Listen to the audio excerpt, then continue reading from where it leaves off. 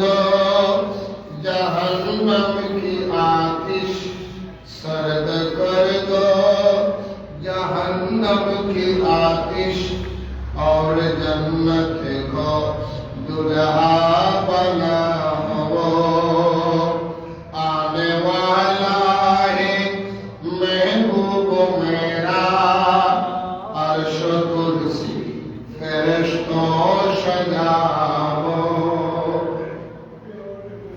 उपस्थित ঐতিহ্যবাহী সাতকানিয়া থানার অন্তর্গত রসুলাবাদ ওলি কামেল হযরত শাহ সুফি মোহরিদুল শাহ রহমাতুল্লাহ আলাইহি জামে মসজিদের মধ্যে হাজার হাজার মানুষ থেকে বাছাই করে আমরা সম্মানিত মুসলিম کرام পর্দার নামরা আসসালামু আলাইকুম ওয়া রাহমাতুল্লাহি ওয়া বারাকাতুহু। মহান রব্বুল আলামিনের দরবারে লাখো কোটি শুকর আদায় করি যে রব্বুল আলামিন আমাদেরকে আপনাদেরকে হাজার হাজার মানুষ থেকে বাছাই করে পবিত্র জুমার নামাজ আদায় করার জন্য মসজিদে আসার বসার তৌফিক দান করেছেন। সেই শুকরিয়ার সহিত সবাই মহব্বতে আওয়াজ করে একবার বলি আলহামদুলিল্লাহ। আরেকটু জোরে বলি আলহামদুলিল্লাহ। সাথে সাথে লাখো কোটি দরুদ এবং সালাম ইমামুল আম্বিয়া রহমত का खजीना नूर मुजस्सम सरकार कुरैन फखरे मौजूदा रहमतुल्लिल आलमीन नूरानी कदम मुबारक के लाखों कोटि दरूद এবং সালাম সবাই মহব্বতে জবান খুলে একবার বলি ইয়া রাসূলুল্লাহ সাল্লাল্লাহু আলাইহি ওয়াসাল্লাম। সম্মানিত মুসলিম کرام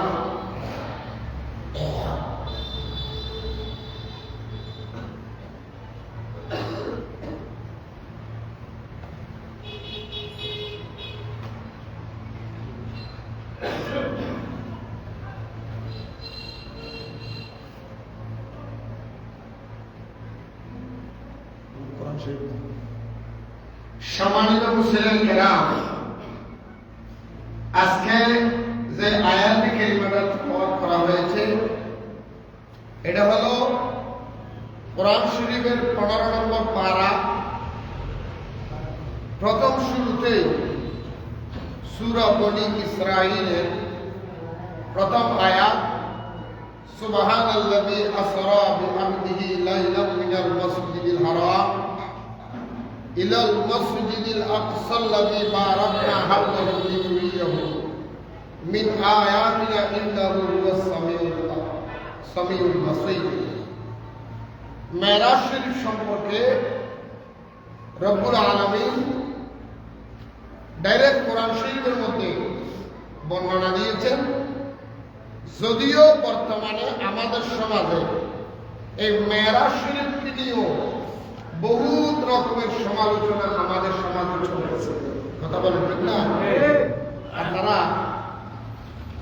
ইউটিউবের মধ্যে ঢুকলে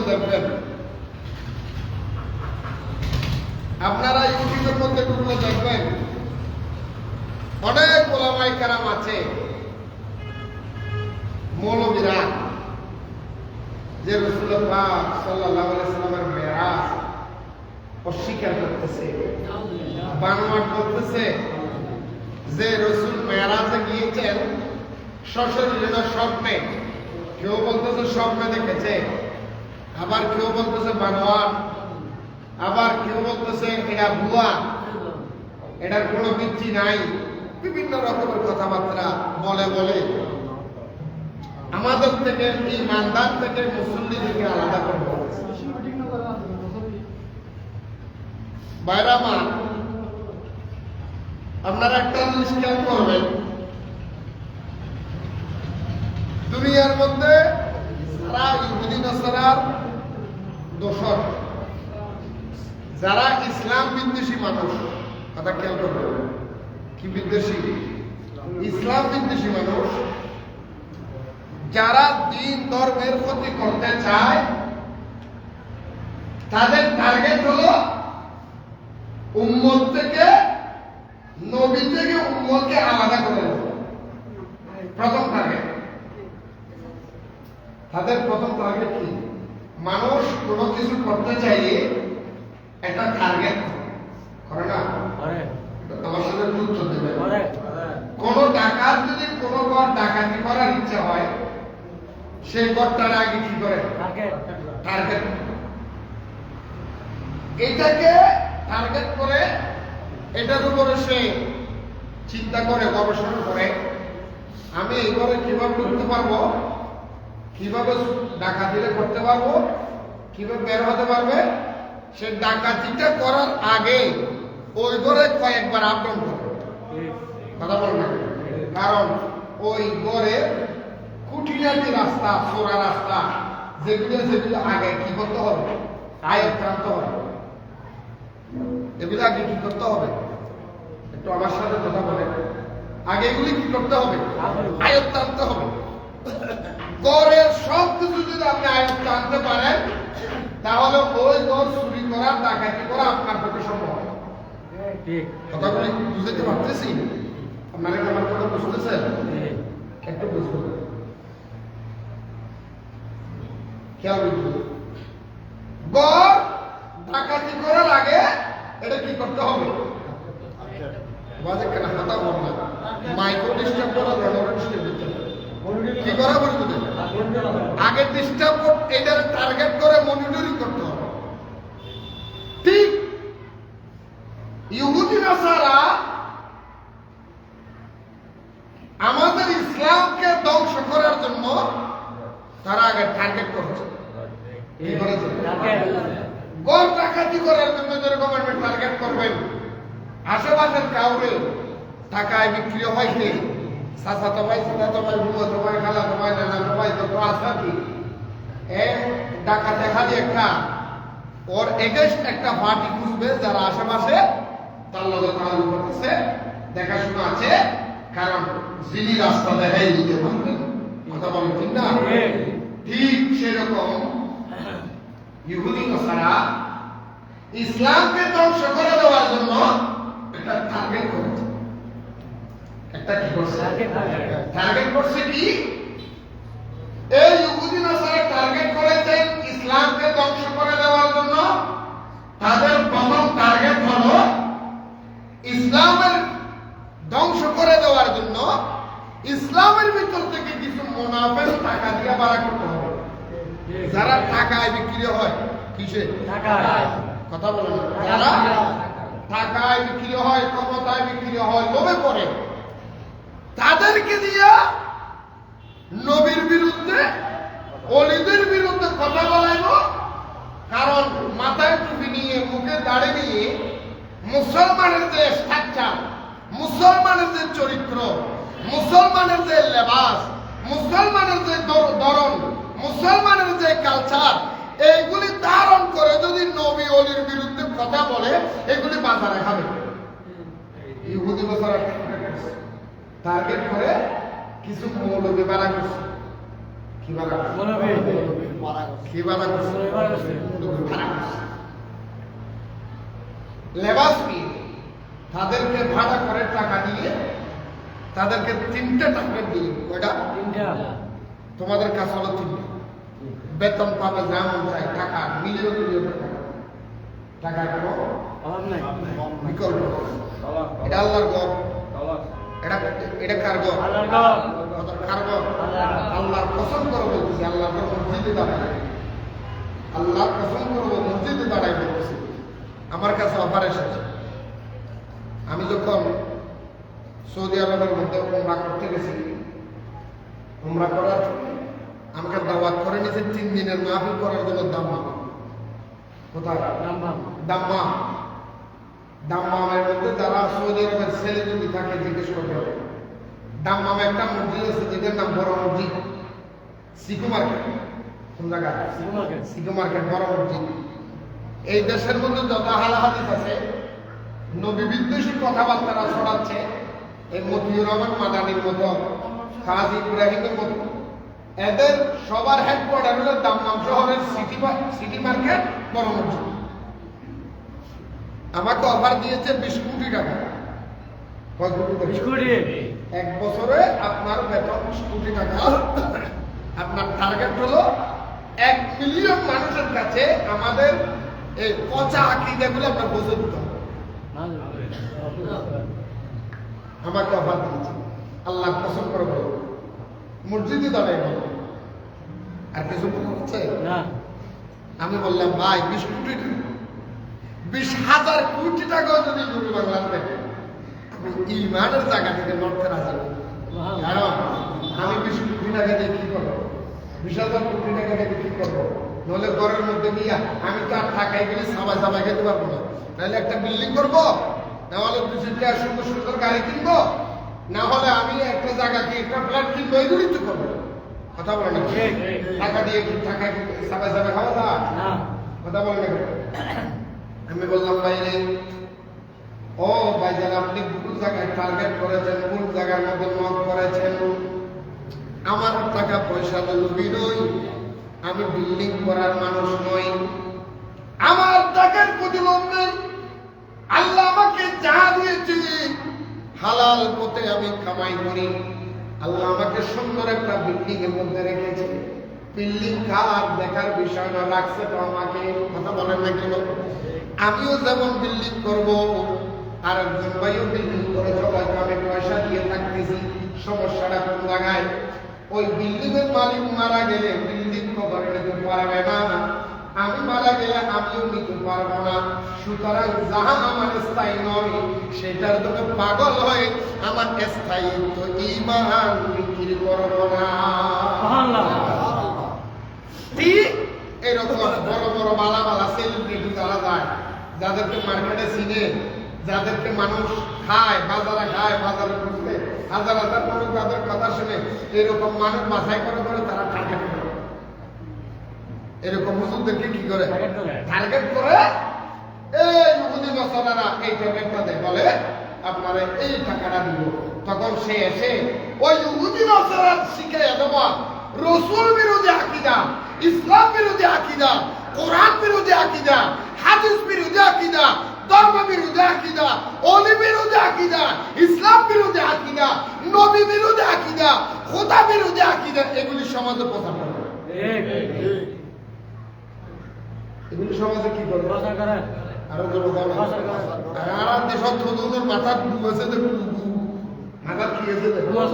ওই ফোসা হতাই আমার গ্রহণ করে। আল্লাহর কথা আছে যে আহলুস সুন্নাত ওয়াল জামাত হওয়া এটা কপাল লাগে। কপাল কপাল কি লাগে? কথা বলতে কি লাগে? কপাল কপাল খুশনসিবি লাগে। নবীর শান বুঝার জন্য খুশনসিবি লাগে। বদনসিব নবীর শান বুঝবে না। তো ইহুদি নসারার টার্গেটের ভিতরে টার্গেট করা, প্রথম টার্গেট করা কথা বলে না। প্রথম টার্গেট করা এক নম্বর টার্গেট হলো রাসূল পাক সাল্লাল্লাহু আলাইহি ওয়াসাল্লামের শানে তোমরা কথা বলবা, তবে এমন ভাবে রাসূল পাক সাল্লাল্লাহু আলাইহি ওয়াসাল্লামের কথাগুলি মানুষের কাছে উপস্থাপন করবা যাতে মানুষের অন্তরে এই কথাটা সেট হয় নবী একজন সাধারণ মানুষ। কথাটা বুঝেনি? তুমি নবী বলবা, নবী ইতিহাস গাইবা, নবীর জীবনী বর্ণনা দিবা, নবীর শান-মান বর্ণনা দিবা, কিন্তু শান-মান বলার ভিতরে এমন ভাবে উপস্থাপন করবা যে কথাটা শুনে মানুষের অন্তরে ধারণা হয় নবীও তো একজন মানুষ। কথার উপস্থাপনার ভিতরে বোঝা যায়। কথা বলো না? কথার কির ভিতরে উপস্থাপনা, কথার মালা বুঝে মারাত্মক কিছু হতা হয় ওনারা আজিয়ে বল। একজন মানুষের প্রতি মানুষ জিজ্ঞেস করে মানুষটা বালান খারাপ, যদি কথার বাচনভঙ্গিমা যদি আপনি সুন্দর উপস্থাপন করতে পারেন, ওই মানুষটার কথার ভিতরে ফুটবে এই মানুষের যোগ্য থাকে। কথা বললে আরো দূর হও না। মনে করেন এক্সাম্পল, আমাদের ছেলে একটা ডাক্তার, ছেলেটা কি ডাক্তার আরো ধরো ডাক্তার ডাক্তার সাসার লগে ডাক্তারের লগে মিললে সাসার লগে ডাক্তারে মিললে হলুদ বন্ধ দুটো বেশি উঠলে একটা লোক জিজ্ঞেস করে ভাই শুনছি আপনার ভাই বোনের ডাক্তার এসে শুনছি দেখা কিসের সব জায়গায় তার নাম শুনাম ডাক্তারটা কেমন তুমি তো করেন মানুষ বালা জানবা তো আসলে তোমার বাবু কেমন ডাক্তার একটু বলো তখন সাসা যদি বলে ঠিক আছে ডাক্তার বুঝছি তা সত্য শুনছি তবে একটা রুগী ভালো হয়েছে দেখি ডাক্তার কাছে কি আছে গুলো কি কাম না একটা রুগী কি হয় না তো সাসা কি ডাক্তারের পক্ষে সার্টিফিকেট দিল নাকি বন্ধ করে দিল বলা গেছে কথা বলে কথা গেছে এটা ডাক্তার স্বীকার করছি তো ডাক্তার তুমি আমি কি করছি শিখে যাই এটা উনি ডাক্তার সত্য কিন্তু রুগী একটা তো এটা কি ভালো ধারণা না খারাপ ধারণা তীর্থদর পাঁচজন ফেরে কাছাড়া তারা বলেন নবী আমরা মানি তো নবী স্বীকার করছি তো তোমার নবী একটা রাখা ধারণা কে ভাই নবী বলতে না কথা বলে না আমি গত শুক্রবারে বলছিলাম আজকে আবার বলতেছি কারণ ইমানের দাবি কি দাবি ইমানের দাবি কথা কি দাবি ইমানের দাবি ডাক্তার ঠিক আছে রোগী একটাও ভালো না আর আপনি যদি বলতেন হ্যাঁ আমার পাশে ডাক্তার কথা বলে না আমি জানি না কত সার্টিফিকেট দিয়েছে সেটা আমি জানি না ডাক্তার কিনা আমি জানি না তবে যত রোগী গেছে সবাই ভালো হয়েছে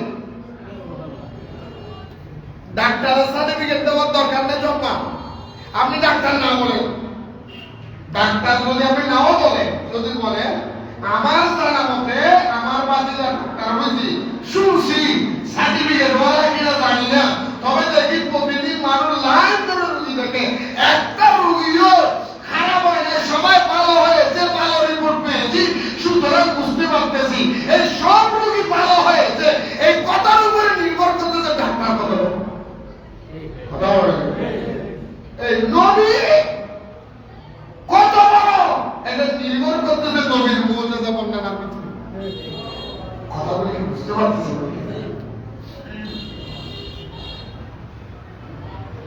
আমাদের দেশের মধ্যে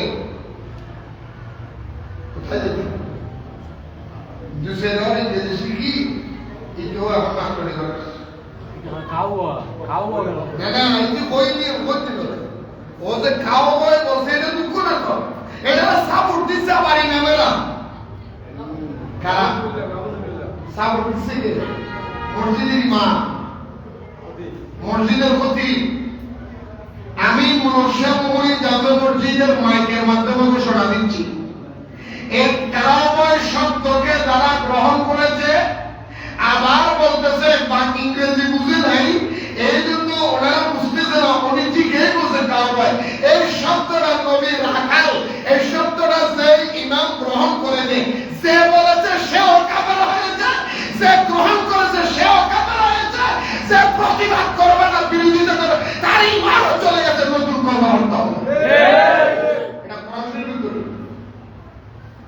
এটা কোরআন শরীফের এনে নামাজ সরাও দেন বোন নামাজ দেওয়া বলো তোর নামাজ তো কাটি মারি হুদুল গালানি পড়ো কে আমাদের ময়দানে মারহাবা একটা বকশিশ আর কথা হলো বকশিশ পাওয়া যায় আলহামদুলিল্লাহ আলহামদুলিল্লাহ ওয়া ফাওয়াইলুল লিল বহু মুসল্লি দেখবেন কিয়ামতের ময়দানে শত শত মুসল্লিদেরকে কাঁদতি বেঁধে দল বেঁধে বেঁধে জাহান্নামের দিকে নিয়ে যায় আল্লাহ আমরা না দুনিয়ায় নামাজ পড়ছিলাম কেন আমরা জাহান্নামে যাব বলে তুমি নামাজ পড়ছো সত্য আর আইতাল্লাযী ইউকাযযিবু বিদ্দীন তুমি দিন ধর্মকে নিয়ে তুমি মিথ্যা প্ররোচনা দিতা আর আইতাল্লাযী ইউকাযযিবু বিদ্দীন ফাযালিকাল্লাযী ইয়াদুল ইয়াতীম ওয়ালা ইয়াহুদ্দু আলা তুআমিল মিসকিন বলেন তুমি যদিও মুসলমান ছিলে তুমি নামাজ পড়েছো তুমি নামাজ আদায় করেছো মিসকিনের হক মেরে দিয়েছো তুমি নামাজ আদায় করেছো ইয়েতিমের হক নষ্ট করে নিয়েছো তুমি নামাজ আদায় করেছো তোমার ভাইয়ের সম্পদ লুটপাট করে নিয়ে গেছো, তুমি নামাজ পড়েছো, তোমার বোনের সম্পদ তুমি লুট করে নিয়েছো, তুমি নামাজ পড়েছো, তোমার ছোট ভাইয়ের সম্পদ লুট করে নিয়েছো, তুমি নামাজ পড়েছো, তোমার সম্পদগুলির সন্তানগুলিকে বাদ দিয়া এক সন্তানের দিয়ে দিছো, তুমি নামাজ পড়েছো, হকভাবে তোমার সম্পদ বন্টন করতে পারো নাই, তুমি নামাজ পড়েছো, দিন ধর্ম নিয়ে মানুষকে মিথ্যা শিখিয়ে দিয়েছো, সেই জন্য ফাওয়াইদুল লিল মুসাল্লিন, তুমি জাহান্নামে যাইবা। ধর্ম নিয়ে মিথ্যা কথা বলার লোক আমাদের সমাজে নাই? আরো জোর হন। আহা, অসরলা দরলা। আহা, আমি গত শুক্রবারে বলেছিলাম আবার আজকে রিপিট করতেছি কথাটা, কারণ ভাইও গ্রহণটা নগরীবেন যে করে ঈদের বিরুদ্ধে নামাজ পড়বেন, তখন চুরি না কি আগে গল্প করে মুসলমান জীবন রসুলের খাওয়ার মাইনি উনুর রোয়ার স্বীকৃতি হয় ইয়াদের আরেক মঙ্গলবারই আর গত শুক্র আজ এদের আমার মোবাইলে আছে ওই এটার নাম কি নহাইলে মৌলবী রফিকুল্লাহ আফসারি, রফিকুল্লাহ আফসারি এই মৌলবী বলতেছে আমাদের আজাহারি যদি ইমান শিক্ষা না দেয় কে আমার শিক্ষা দিবে, আমরা তো ওদের থেকে শিখবো। অথচ ভাই উনি বলতেছে নবীটা আসলে রাখাল ছিলেন, আরে ছিলেন বলে কি সবকিছু বলা যায়? তোদের মতো কারভারা মৌলবীরা 1000 বছর পরে এসে নবীকে রাখাল বলবা, এরা আল্লাহ আরো আগে জানে, তাই আগের থেকে আল্লাহ নিষেধ করে দিয়েছেন খবরদার খবরদার রাগে না আমার রসুলকে রাখাল বলবা না। এক এক সময় এক এক কথা। আজ থেকে 15 বছর আগে বাংলাদেশ থেকে সর্বস্তরের মুসলমানেরা আন্দোলন করে একজন কাট্টা বেঈমান একজন মহিলাকে বাংলাদেশ থেকে বিতাড়িত করেছিলেন, তার নাম ছিল তসলিমা নাসরিন। আপনারা জানেন? এবং আপনারা জানেন মহিলার নাম কি ছিল?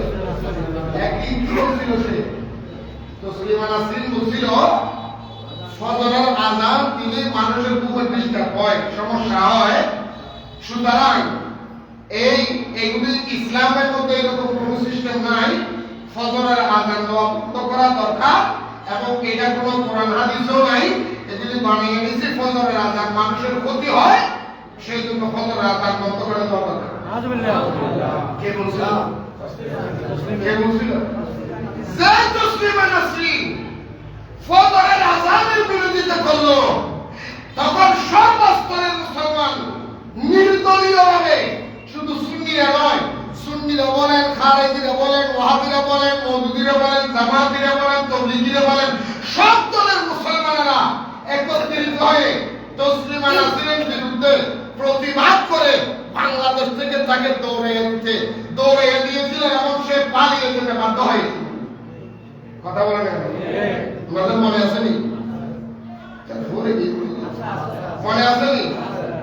সেই তসলিমা নাসরিনকে নিয়ে এই রফিকুল্লাহ আফসারি গতকালকে বলে তসলিমা নাসরিন একজন ভালো মানুষ ছিলেন, বড় শিক্ষিত মানুষ ছিলেন, বহু সুন্দর মানুষ ছিলেন, যদি উনি আমার প্রস্তাব নিত আমি এটারে বিয়ে করতাম।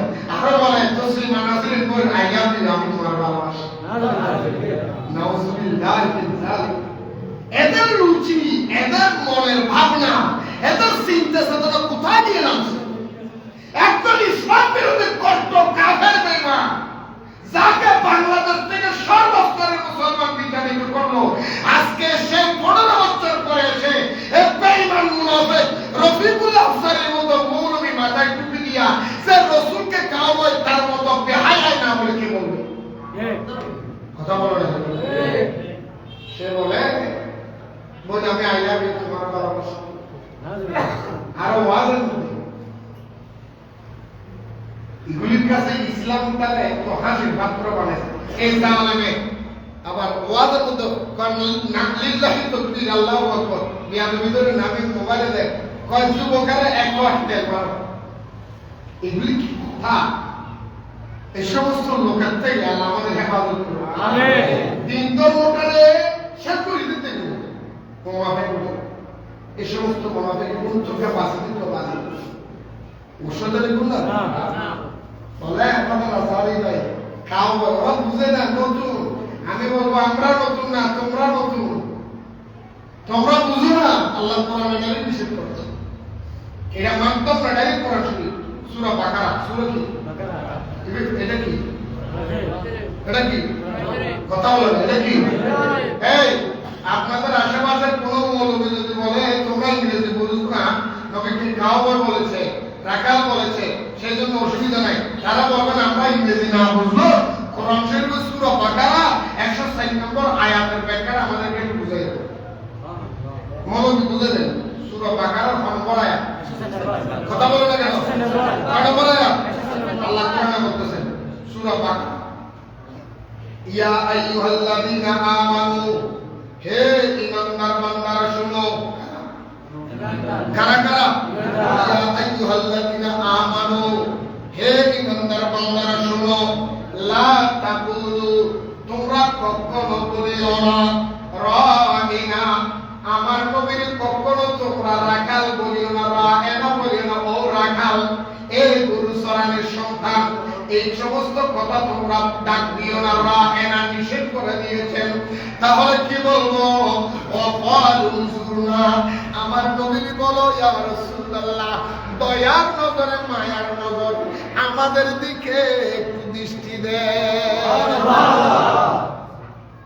যদি তোমরা বলো আল্লাহ নিষেধ করেছেন তোমরা নবীকে রায়না রাখাল বলিও না নবীকে বলবো পারুজুনা আমাদের দিকে নজর দেন ওয়াসমাউ আমাদের কথা শুনেন যদি তোমরা রায়না বলে ফেলো তখন কি হবে আল্লাহ ওয়ালিল কাফিরিনা আযাবুন আলীম যদি তোমরা আমি আল্লাহ নিষেধ করার পরেও নবী খাওয়াই বলো রাখাল বলো তুমি সাথে সাথে কাফের হয়ে যাইবা তোমার জন্য কঠিন আযাবের ব্যবস্থা আছে ঠিক কিনা বলে কোরআন শরীফ কি শরীফ কোরআন শরীফ আর একটা কথা আল্লাহ তাআলা রাসূলের রাখাল বলার জন্য না বলার জন্য নিষেধ করেছেন ইমানদারকে আরো জোরে বলেন নবীকে রাখাল বলবে না তারা কারা তারা কারা আর যারা রাখাল বলে তারা জান্নাত পায় না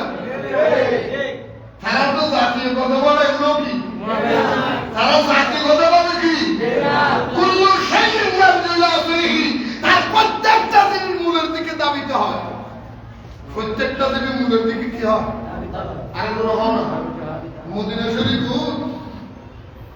আয় কত শুক্রবার হলাম আমার রিপোর্ট করে দিই বলি দিতে মুদিয়া রাসূল মদিনা শরীফ বলছে দাঁড়িয়ে প্রশ্ন করেন হে সাহাবীরা আমার কাছে প্রশ্ন করো দুনিয়ার শুরু থেকে কিয়ামত পর্যন্ত যত জানার আছে সব আমার কাছে বলো সুবহানাল্লাহ একজন লোক দাঁড়ায় বলে মাতাসা ইয়া রাসূলুল্লাহ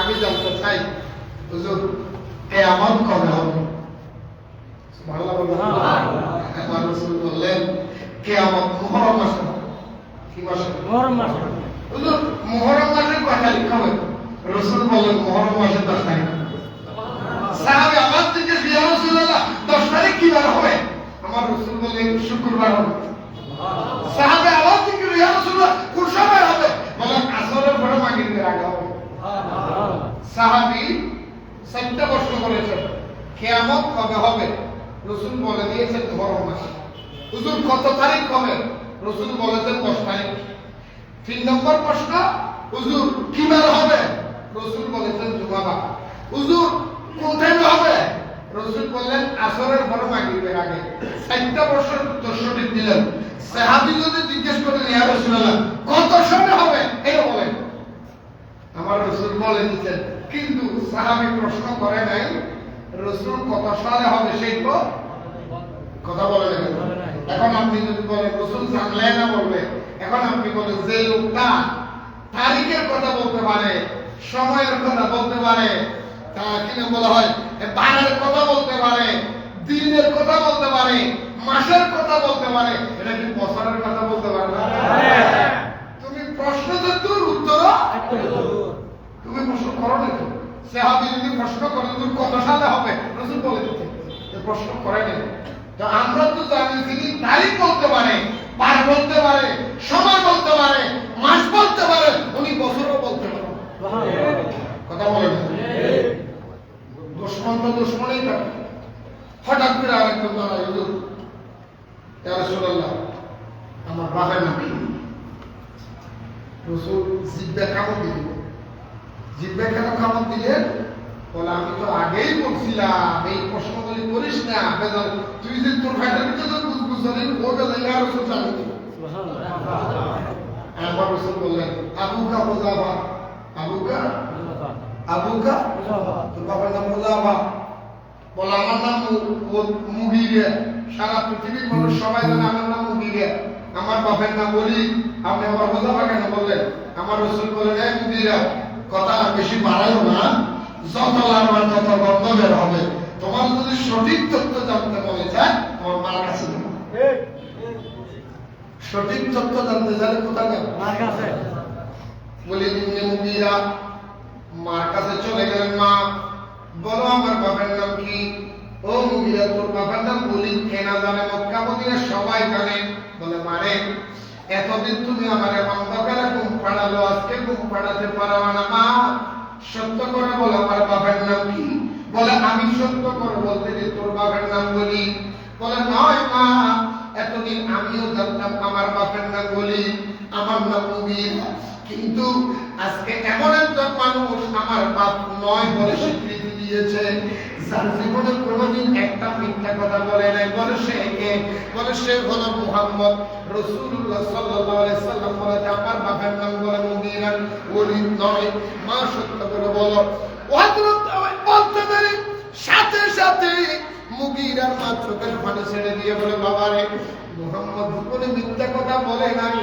আজকেও সে মিথ্যা কথা বলে নাই যদিও আমি এতদিন গোপন রেখেছিলাম আসলে তোমার বাবা একদম গরিব মানুষ ছিল তোমার আব্বা জানের সম্পদগুলি রক্ষা করার জন্য একদম ছেলের প্রয়োজন ছিল না বলে সম্পদগুলি তোমার আব্বা চাচা যারা রাখে ফেলতো সেই জন্য সম্পদের কারণে সম্পদ রক্ষা করার জন্য আমার ঘরে একটা সন্তানের প্রয়োজন ছিল তোমার আব্বা জান যুদ্ধের ময়দানে গিয়েছে এমন জায়গায় আঘাত লেগেছে তার পুরুষত্ব চলে গিয়েছিলেন সে সন্তানের বাবা হতে পারে নাই আমাদের এলাকার মধ্যে কিছু মানুষ রাখাল গরু চড়ানোর জন্য আসতেন রাখালগুলি গরু চড়ানোর জন্য তখন আসতেন আমি একটা সন্তানের জন্য এবং সম্পদ রক্ষা করার উদ্দেশ্য করে আমি একটা সন্তানের আশায় গভীর অরণ্য জঙ্গলের ভিতরে একদম রাখালের সাথে আমার মিলন হয়েছে ওইখান থেকে তোমার জন্ম হয়েছে ওই রাখাল তার সাথে আমার মিলন হয়েছে ওই রাখালের নাম ছিল মুযাফা রাখালের নাম ছিল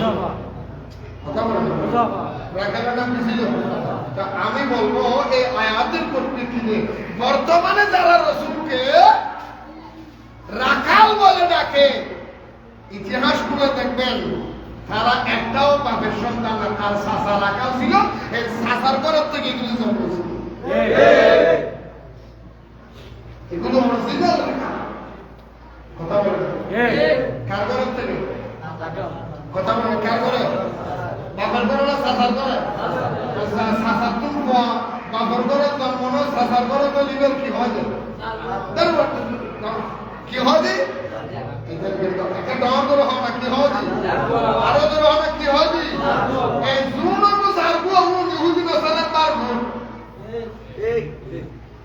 জুন তার গো হুন ইহুদি বেচারে কি বার বাবার গো উনি তো রাসূল শান কমলা গো ও রাসূল পাক ওলি আল্লাহ শান কমলা গো কিনে বেটি খায় সদলে জন্য আল্লাহ ওই লোক ফিরিয়ে ওই লোক কিছু করিবেন না ওসামরি আজির হন তহার দাবি দিয়ে খবরদার সাপোর্ট না করিবেন যারা রাসূল পাক সাল্লাল্লাহু আলাইহি সাল্লামের বিরুদ্ধে গোস্তাইমূলক কথা বলবে সাথে সাথে তার পিছনে নামাজের একটা দাফা বন্ধ করে দেবে কারণ তার ইমান চলে গেছে আর কি চলে গেছে তো বেঈমানের পিছনে নামাজ হবে বেঈমানের পিছনে নামাজ হবে উর্দু বলতে হয় কোথায় ভিতরে সতর্ক কাটা দিয়ে বলবেন এজন্য বুঝুন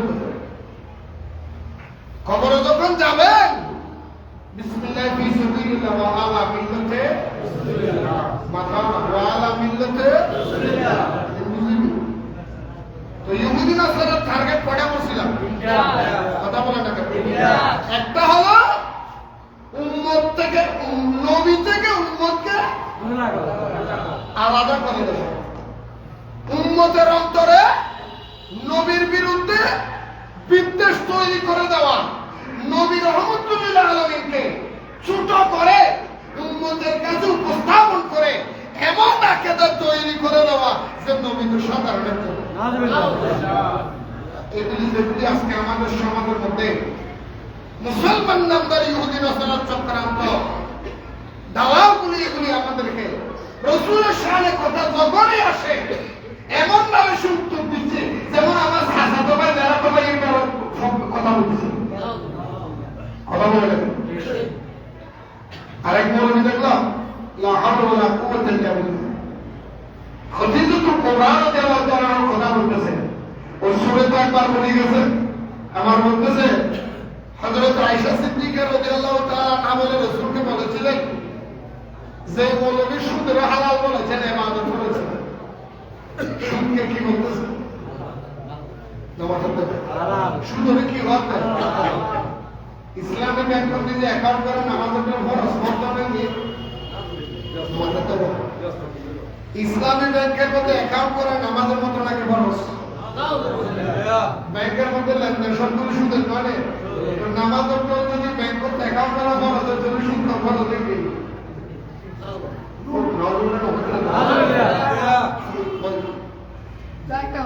আচ্ছা আলহামদুলিল্লাহ, সেইগুলো বলতেছে খালি এনে আহা খদিজাতুল কুবরা রাদিয়াল্লাহু তাআলা আনহার ব্যাপারে রাসূলের কাছে রেখে হযরত আয়েশা সিদ্দিকা বলতেছে, ইয়া রাসূলুল্লাহ, আপনি একজন টাকরা যুবক, এরকম পুরো বেড়ি ফুটা বেড়ি গেলে নিয়ে ফেলবেন। নাউজুবিল্লাহ। আচ্ছা এই কি তো ভাষা? আয়েশা সিদ্দিকা হদিন মা খদিজাতুল কুবরা হদিন ফুটা বেড়ি কইলা? হ্যাঁ, রাসূল পাক সাল্লাল্লাহু আলাইহি সাল্লামকে আল্লাহ 7টা সন্তান দিয়েছেন। কয়টা? 7টা। আর কোন বলেন 7টা। 7টা সন্তান খদিজাতুল কুবরা গর্ভবতী। রাসূলের বিবি কয়জন? কথা বলেন না। রাসূলের বিবি কয়জন? 11 জন রাসূলের বিবি। একটা বিবি, একটা সন্তান পেটে ধারণ করে। কেন?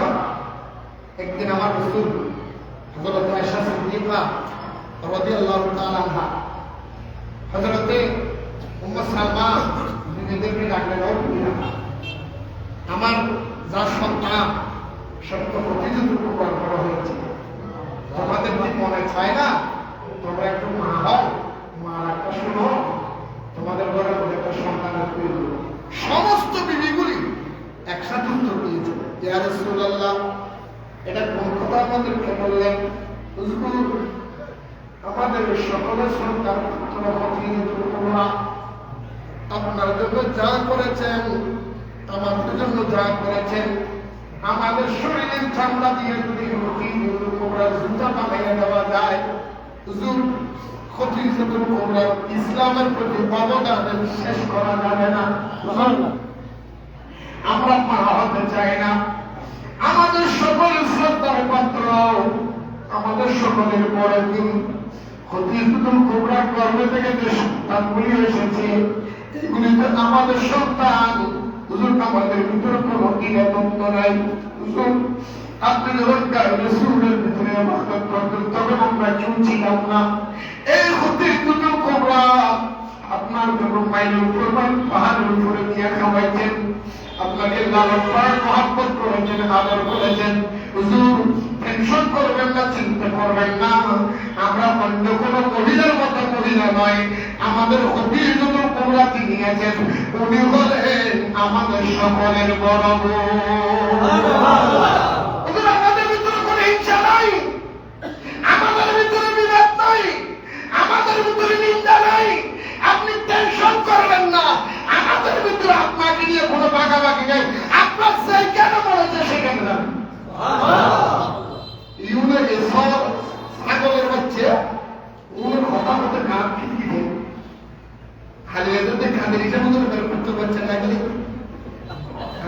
মাইশা বলবে হদের নবীর রাখা হতে এই কুত্তার বাচ্চা উঠতে খালি গিয়ে আনাবার কিছু কথা না জানে বাবা মুখ করে তারা কাঁদে হিসেবে কুত্তার আম বলতে কাজে হিসেবে তো রন্ধুর হলে কুত্তার বাচ্চা হলে হয়ে কুত্তার বাচ্চা হলে কুত্তাই সরম করবে আচ্ছা তারা মানে কিন্তু আল্লাহ তুলনে দিতে লিখবে কুত্তারই সরম করবে ও ইতারা তো অনেক কিছু আছে আমাদেরকে আরো সন্তু নিয়ে চলতে পারা করি বিবিও কলের কেউ বিবিকে আসছে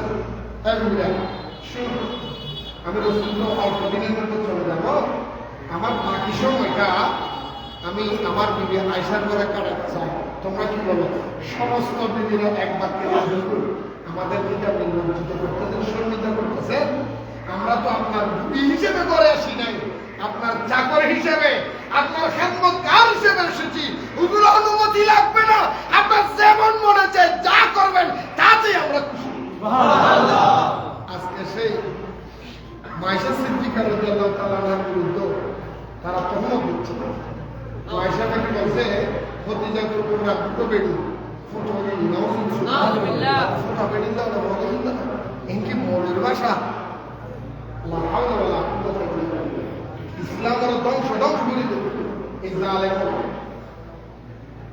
উন্নতনা লড়াই আমাদের আমিন ইসলামকে ধ্বংস করে দেওয়ার জন্য ইহুদি নাসারা টার্গেট পাড়া ইন্ডিয়া আরো জোরে বলেন ইন্ডিয়া প্রথম টার্গেট হলো ইসলামকে ধ্বংস করার জন্য প্রথম টার্গেট হবে নবী থেকে উম্মতকে আলাদা করে দাও কিভাবে নবী থেকে উম্মতকে আলাদা করবে তার একটা ফর্মুলা তার একটা কর্মসূচি তার একটা সিস্টেম তার একটা সূচিপত্র তারা বের করলেন সেটা হলো কি এমন ভাবে নবীর কাহিনীগুলো উপস্থাপন করবে উম্মতের কাছে তোমরা যে যার যে কাহিনীগুলো শুনে নবীর জীবনীগুলো শুনে মানুষের অন্তরে এটাই পয়দা হয় নবী সামান্য একজন ব্যক্তি নবী অসাধারণ একদম সামান্য একজন ব্যক্তি নগণ্য একজন ব্যক্তি ওনার পক্ষে পালা উপকার ধারণা যাতে না হয় এমন ভাবে তোমরা উপস্থাপন করবে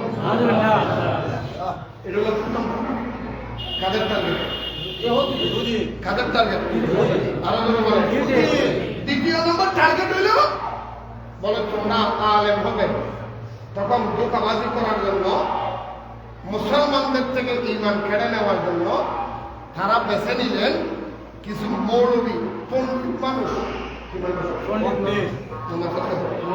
পণ্ডিত বুঝো না কি মানুষ কথাবার্তাটা হতে স্মার্ট করে হতে মানুষের একভাবে কথা বলতে দেয় ফেরস্তা দই প্রতিপত্তি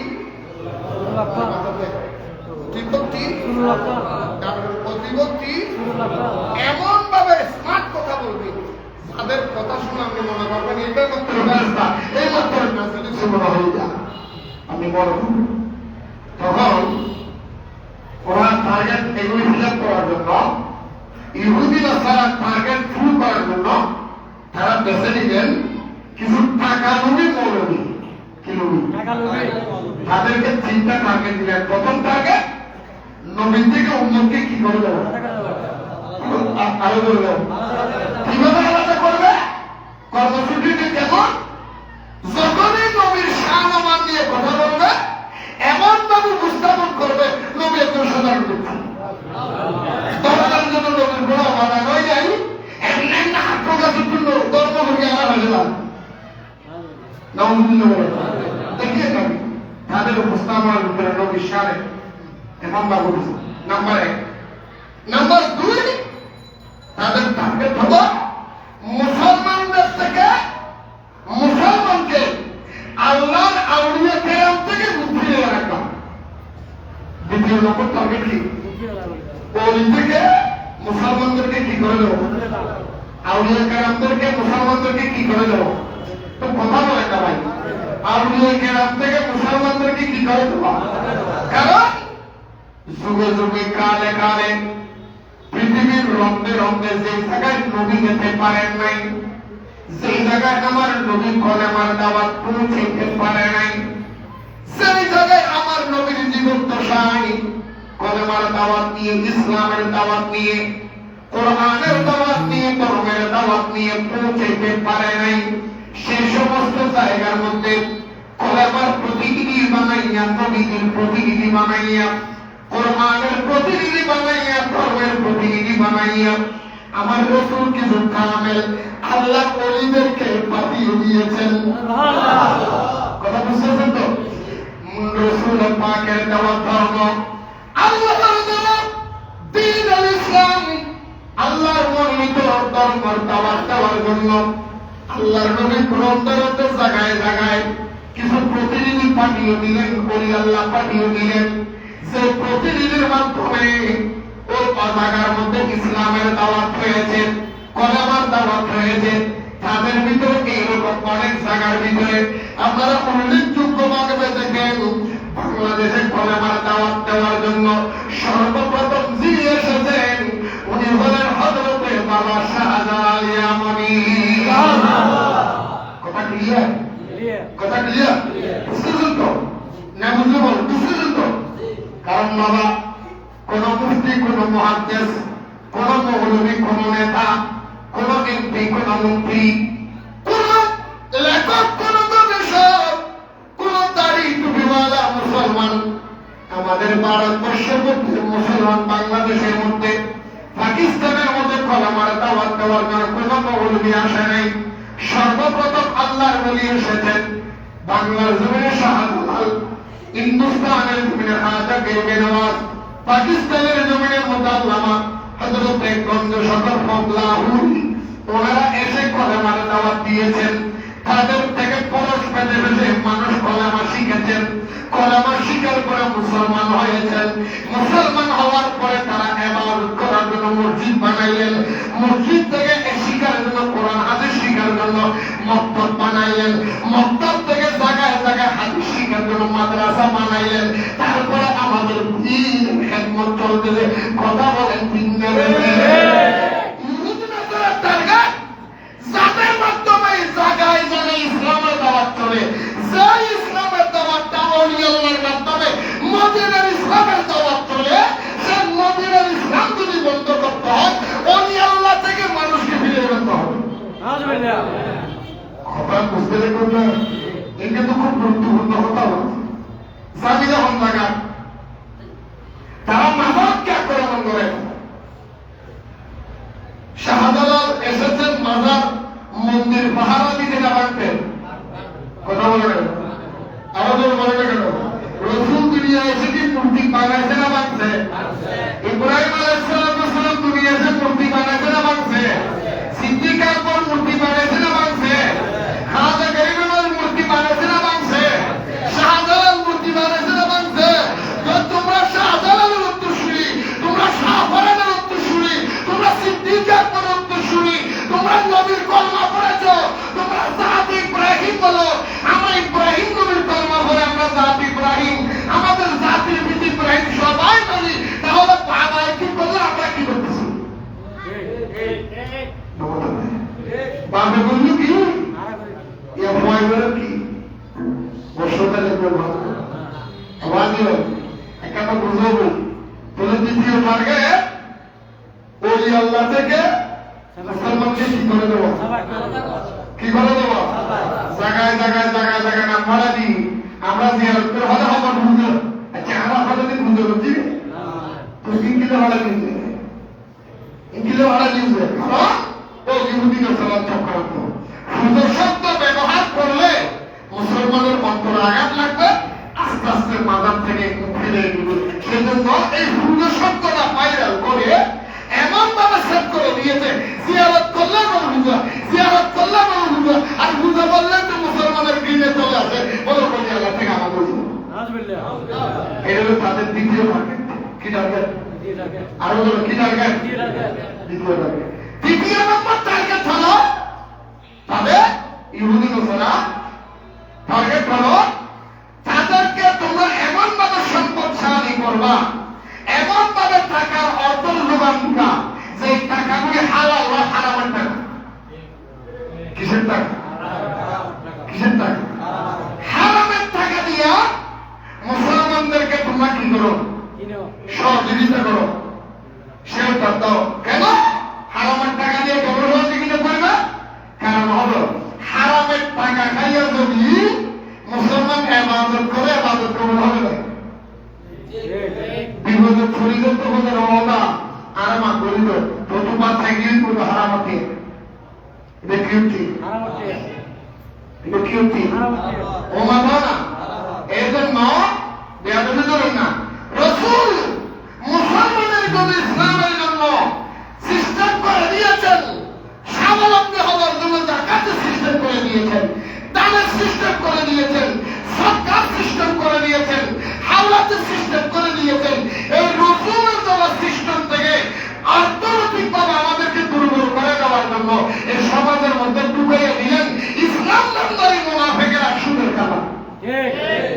কথা বুঝে ছাড়ি না ভাই। আমার রাসূল বলেছেন তোমার টাকা আছে যাকাত দাও। কি দাও? যাকাত কে দরকার নাই না নামাজের কেউ ঠিক বরাবর যদি মুসলমান যাকাত দিত এই দেশে কোনো মানুষ বেঁচে থাকতো না। কথা বলতে গেল ঠিক ভাবে যদি দান সৎকার করত এই দেশের মানুষ গরিব। তখন ওরা কি বললো এই দান সৎকার না করার জন্য এই যাকাত না দেওয়ার জন্য মানে সুদের কারবার দাও, সুদে যখন টাকা বাড়বে টাকা লাগায় টাকা বাড়ার জন্য দান না করে টাকা করে সুদে লাগাবে বলে টাকা যখন আপনি টাকা সুদে লাগাতে পারবেন না, টাকা দিয়ে লাভবান হওয়ার সিস্টেম পাবেন না, তখন টাকা দিয়ে আপনি কি করবেন? অবশ্যই আপনি যাকাতের দিকে চলবেন। তখন ইহুদি মুসলমানের টার্গেট করছে ব্যাংক ব্যালেন্সগুলো বহল করা, ব্যাংকের সিস্টেম বানায়, সুদের সিস্টেম বানায়, মুসলমানের ঘরে ঘরে লাভের সিস্টেম করে দিবে। তখন তারা যাকাতও দিবে না, তখন তারা দানও করবে না। ব্যাংক ভরার জন্য 1000 টাকা থাকবে এটা সুদে লাগাই দিব, ওই 1000 টাকা আবার টাকা বাড়তেছে। দেখছেন নি কোথায় গিয়ে আমাদের শেষ করে দিচ্ছে? আপনারা কথাগুলো বুঝতেছেন না? আমি কিন্তু খুব গুরুত্বপূর্ণ মেসেজগুলি আপনাদেরকে দিচ্ছি। এই 3টা জায়গায় মানুষ দুর্বল। কোটা জায়গায় মানুষ দুর্বল? নবীর বিরুদ্ধে নবীর পক্ষে যখন কথা বলবে ইমানদার দুর্বল, ওলি আল্লাহ কথা বললে ইমানদার দুর্বল। বলে দুর্বল ইমানদারকে আরো দুর্বল শেষ করে দেওয়ার জন্য টার্গেট। নবীর ব্যাপারে কথা বললে এমন ভাবে কথা বলবে, এমন ভাবে আকিদাগুলি ঢুকে দিল যাতে নবী একদম সাধারণের করে ওলি আল্লাহ থেকে মানুষকে আলাদা করে দাও, ঘরে ঘরে হারাম ব্যবসা ঢুকে দাও। তখন তাদের ইবাদতও শেষ, এইগুলো শেষ, ওইগুলো এটা হলো ইহুদি নাসারার চক্রান্ত। সুতরাং আজকে আমাদের সজাগ থাকতে হবে, আমরা যাতে লোভে না পড়ি, কোন অবস্থাতেই রাসূলের পাক সাল্লাল্লাহু আলাইহি ওয়াসাল্লামের শান মান আঘাত হয় এমন কথা আমরা গ্রহণ না করি। তাহলে আজকের সিদ্ধান্ত থেকে মেনে নিলে তো যারা রাসূলকে রাখাল বলবে, আল্লাহর ডাইরেক্ট কোরআন শরীফের দলিল হলো ওয়ালিল কাফিরিনা আযাবুন আলীম। যারা রাসূলকে রায় না রাখাল বলে ডাকে তারা কাফের। আমি মুলুকসামরি মসজিদের মধ্যে বসে মাইকের মাধ্যমে চ্যালেঞ্জ দিচ্ছি, এমন যদি বাহুর বুদ্ধিও থাকো আমার সাথে বসতে হবে। সে যদি রাসূলকে রাখাল প্রমাণ দিতে পারে রাখাল বলা জায়েজ, আমি আর জীবনে আওয়াজ করতাম বসতে চাই। আরো অনেক কিছু তো বুঝি পৃথিবী হলো ছোট নেই যে ধরে আরো ঘরে ঢুকতে হয়ে যাবে জানেন না জানা সব আরো জানে সব আরো ঘরে ফোন দিকে চিন্তা করবে হয় প্রিয়র ঘরে মাসের নাম কি কুন্তরে বাদ করিয়ে রেখে দিবে, কুন্তরে বাদ দিবে আর তো কুন্তর করে এরকম তো প্রিয় হয় ইতি দেবে দেখো জানা না হলো কুন্তর উপরে বলুন কি তার মানে দেখো কুন্তর কি হলে এই যে ছোট দিক যেটা আলাদা করে কুন্তর সব লাগে এই লেগ দিকে আমার দরকার নাই, ঠিক আছে বলি বুঝলেন টপিক আজ আগামী অনেক মেসেজ আগামী বৃহস্পতিবার এই মুর্শিদাবাদ পবিত্র ঈদ মিলাদ নবী সাল্লাল্লাহু আলাইহি ওয়াসাল্লাম মাহফিল